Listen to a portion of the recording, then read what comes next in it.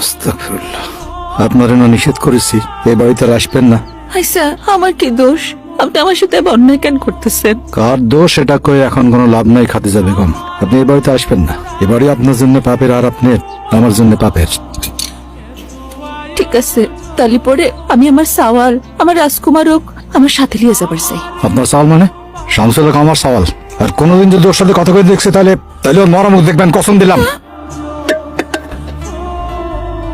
আসো।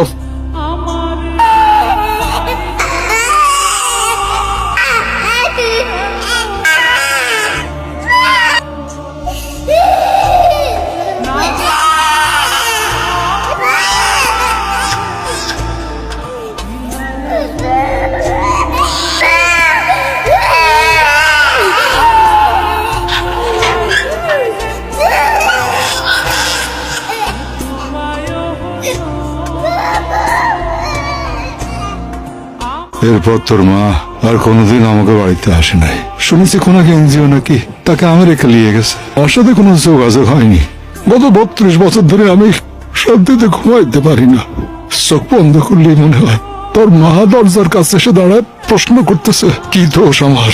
বাবা রাজকুমার, কোন নির্দোষ ব্যক্তি যদি প্রশ্ন করে কি দোষ আমার, সেটা পৃথিবীর সবচেয়ে ভারী প্রশ্ন। গত 32 বছর ধরে এই ভার নিয়ে আমি আছি।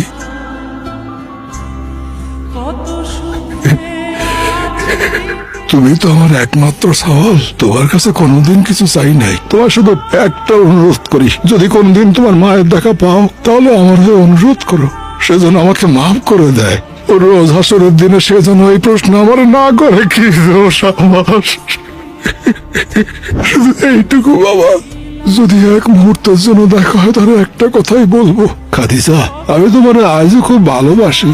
সেই জন্য এতগুলো বছর একা পার করে দিলাম। তোমার জায়গায় কাউরে বসতে দেই নাই বউ, কাউরে না। আম্মা কোথায় আছে আমি জানি আব্বা। আমি আপনার কথা দিচ্ছি, আমি অবশ্যই আম্মাকে আপনার কাছে নিয়ে আসবো। তুই আমারে মাফ করে দিস। আমি তোর সাথে অনেক বড় অন্যায় করেছি, তোর কাছ থেকে মায়ের আদর কেড়ে দিছি। আমার ভুল বাবা, আমারে মাফ করে দিস। আপনার প্রতি আমার কোনো রাগ নেই আব্বা, আপনার প্রতি আমার কোনো ক্ষোভ নেই। আপনি যা কইরেছেন তা আপনার জ্ঞানের অভাব থেকে কইরেছেন। আপনার প্রতি এখন সত্যি আমার কোনো রাগ নেই আব্বা।